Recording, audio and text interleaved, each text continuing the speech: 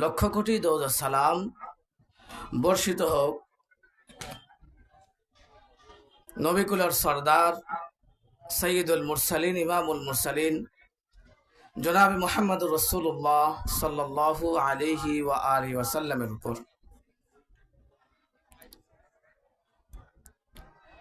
আল্লাহ রাব্বুল আলামিন আমাদেরকে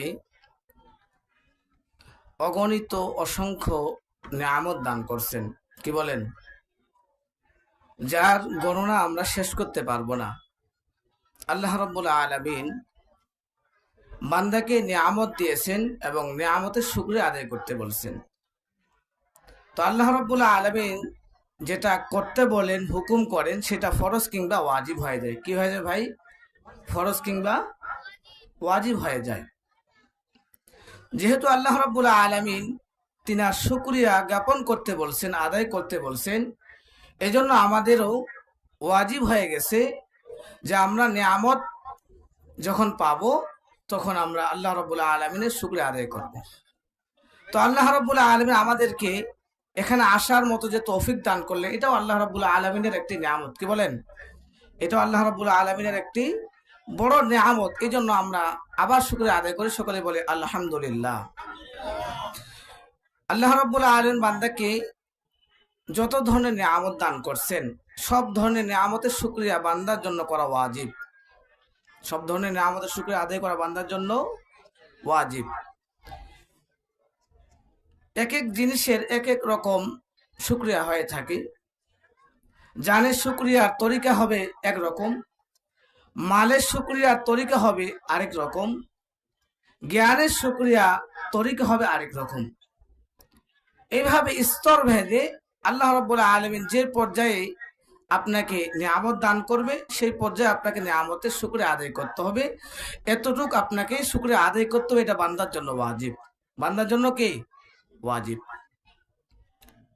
তো আল্লাহ রাব্বুল আলামিন আমাদেরকে নিয়ামত দান করছেন। আল্লাহ রাব্বুল আলামিন সূরা ইব্রাহিমের মধ্যে আল্লাহ তাআলা বলেন, ওয়া ইন তাউদ্দু নি'মাতাল্লাহি লা তুহসুহা। বান্দা, আমি তোমাকে যা নিয়ামত দান করেছি, তুমি যদি আমার নিয়ামতকে গণনা করতে শুরু করো, আমি আল্লাহ রাব্বুল আলামিনের গণনা করতে যদি শুরু করো, লেখা শুরু করো, তোমার গণনা শেষ হয়ে যাবে, লেখা শেষ হয়ে যাবে, তথাপি আমি রাব্বুল আলামিনের শুকরিয়া কখনো শেষ হবে না। সুবহানাল্লাহ। আল্লাহ রাব্বুল আলামিন অন্য এক আয়াতের মধ্যে আল্লাহ তাআলা বলেন, ওয়ালাউ আন্নামা ফিল আরদি মিন শাজারাতিন আকলামু ওয়াল বাহরু ইয়ামুদ্দুহু মিন বাদিহি সাবআতু আবহুরিম মা নাফিদাত কালিমাতুল্লাহ।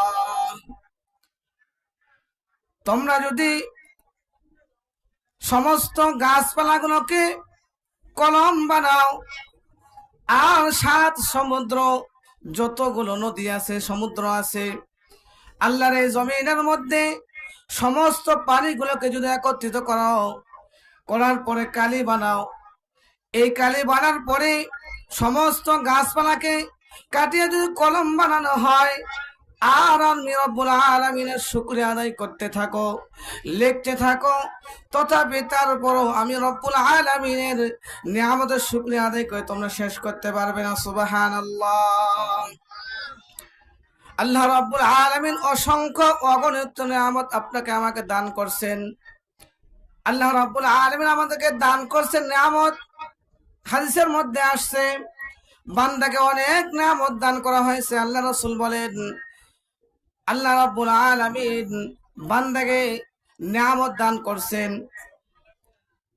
একটা হলো আল্লাহ রাব্বুল আলামিন নিয়ামত দান করছেন, একটা হলো সুস্থতা, আরেকটা হলো অবসর। এই সুস্থতা আল্লাহ রাব্বুল আলামিন দামি একটি নিয়ামত। কি বলেন? আল্লাহ রাব্বুল আলামিন দামি একটি নিয়ামত। অবসর, এটাও আল্লাহ রাব্বুল আলামিন দামি একটি নিয়ামত। কিন্তু এই জিনিসগুলোকে আমরা নিয়ামত মনে করি না।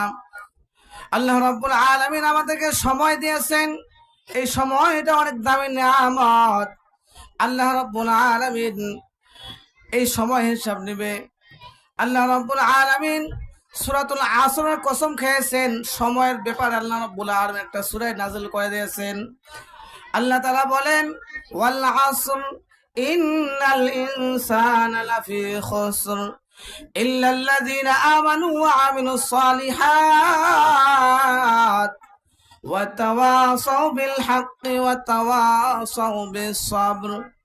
আল্লাহ রাব্বুল আলামিন সময়ের কসম খেয়েছে, নিশ্চয় মানুষ ক্ষতির মধ্যে আছে।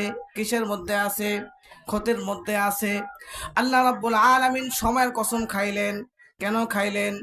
আল্লাহ রাব্বুল আলামিন গুরুত্ব বোঝানোর জন্য কসম খেয়েছেন, না হলে আল্লাহ রাব্বুল আলামিনের কসম খাওয়ার কোনো প্রয়োজন হয় না, ঠিক কিনা?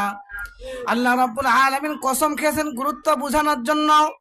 একটা এক্সাম্পল দিলে আপনাদের বোঝা আসবে। আমরা অনেকেই গুরুত্ব বোঝানোর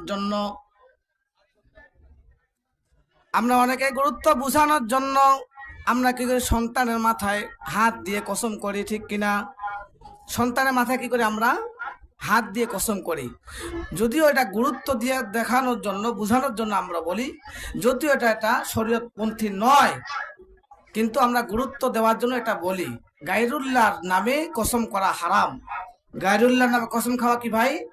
হারাম। কসম খাইতে হবে কার জন্য? আল্লাহর জন্য, আল্লাহর নামে।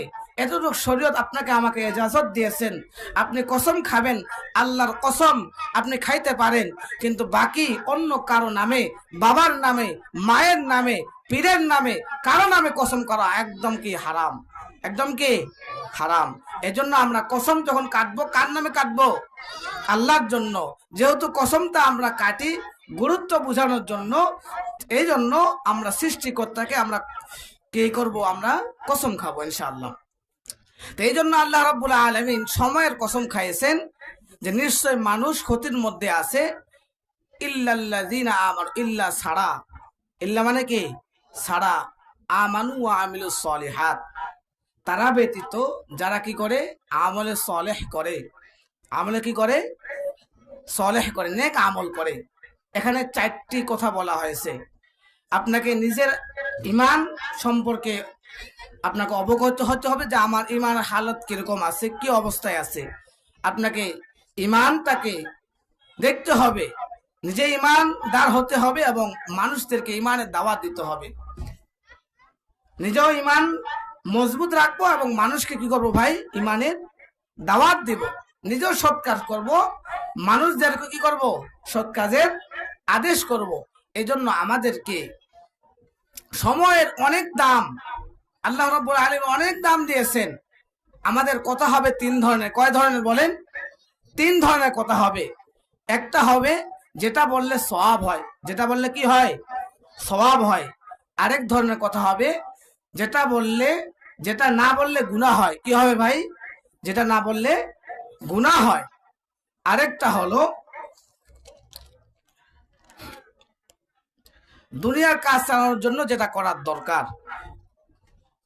তাহলে যেটা বললে সওয়াব হয়, আপনি নেক কাজের কথা মানুষকে বলবেন, এটা বললে সওয়াব না গুনাহ বলেন? সওয়াবের কাজ।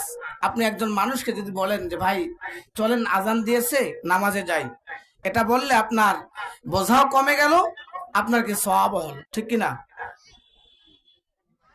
তাহলে আপনাকে নেক আমলের কথা মানুষকে বলতে হবে। তাহলে আমাদের কথা হবে কয় ধরনের? 3 ধরনের। একটা হলো যেটা বললে সওয়াব হয়, এই হলো এক ধরনের। 2 নম্বর হলো যেটা না বললে গুনাহ হয়, পাপ হয়। অর্থাৎ একজন মানুষ অন্যায় কাজ করতেছে, পাপ কাজে জড়িত আছে, আপনি দেখতেছেন, আপনি স্বচক্ষে দেখতেছেন, কিন্তু আপনি অন্যায়ের প্রতিবাদ করতেছেন না। তাহলে আপনি যদি সেখানে প্রতিবাদ না করেন, অন্যায়ের প্রতিবাদ যদি না করেন, তাহলে আপনার সেখানে কি হবে? গুনাহ হবে। এজন্য আপনাকে অন্যায়ের প্রতিবাদ করতে হবে। আরেক হলো দুনিয়া কাজ চালানোর জন্য আপনাকে কথা বলতে হবে। আপনি যদি এখন কথাই বলা বন্ধ করে দেন, দোকান খুলে বসে আসেন, একজন মানুষ ক্রেতা আসলো, ভাই চিনি নিব, চিনির দাম কত? আপনি যদি এখন ওই হাদিসের আলোকে, একটা হাদিস আছে মাংস মাতানা যা, যে চুপ থাকে সে নাজাত পায়। এখন আপনি যদি ওই হাদিস এখানে ফলো করেন যে চুপ থাকলে কি হয়? নাজাত হয়, তাহলে দোকানে চুপ থাকলে তো নাজাত হবে না। কি বলেন? অবস্থা ভেদে কিছু সময় কে এই হাদিসের আলোকে সেটা আমল করতে হবে। তো আমাদের কথা হবে কয় ধরনের ভাই? 3 ধরনের। একটা হলো কি যেটা বললে কি হবে? সওয়াব হবে। আরেকটা হবে যেটা না বললে কি হবে, গুনাহ হবে। আরেকটা দুনিয়ার কাজ চালানোর জন্য যেটা করার দরকার সেটা আমাদের কি করতে হবে, করতে হবে। পারবো তো ইনশাআল্লাহ? এজন্য আমাদের সময়ের, শেষ করে দিব, এজন্য আমাদের সময়ের গুরুত্ব দিতে হবে। কি দিতে হবে? সময়ের গুরুত্ব দিতে হবে। আরেকটা পয়েন্ট বলে আমি শেষ করে দেব 2-1 মিনিটে।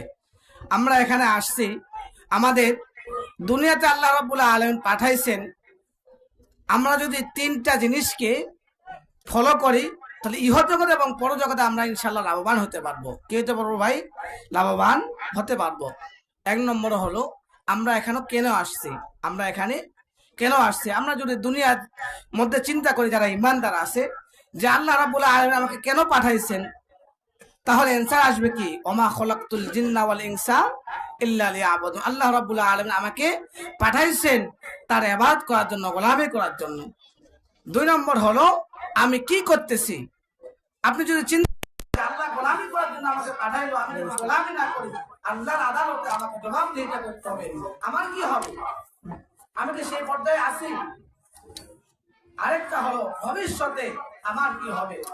আপনি যদি চিন্তা করেন যে আমি আল্লাহর হুকুম মতো, রসুলের দেখানো পথ মতো যদি আমি না চলি, তাহলে আল্লাহর কাছে আমি আসামি হয়ে যাব এবং আল্লাহর কাছে আমাকে ধরা খাইতে হবে, না জেনে আমাকে জাহান্নামে ফয়সালা হয়ে যায়। এই জন্য আমাদের 3টা মূল পয়েন্ট রাখতে হবে, আমি কেন আসছি, কি করতেছি এবং ভবিষ্যতে আমার কি হবে। এই 3টা টপিক যদি আমরা মনে রাখতে পারি, ইনশাআল্লাহ দুনিয়ার লাইনেও যদি মনে রাখি এইভাবে, এবং আখিরাতের লাইনও, উভয় লাইনে আমরা ইনশাআল্লাহ কামিয়াব হাসিল করতে পারবো।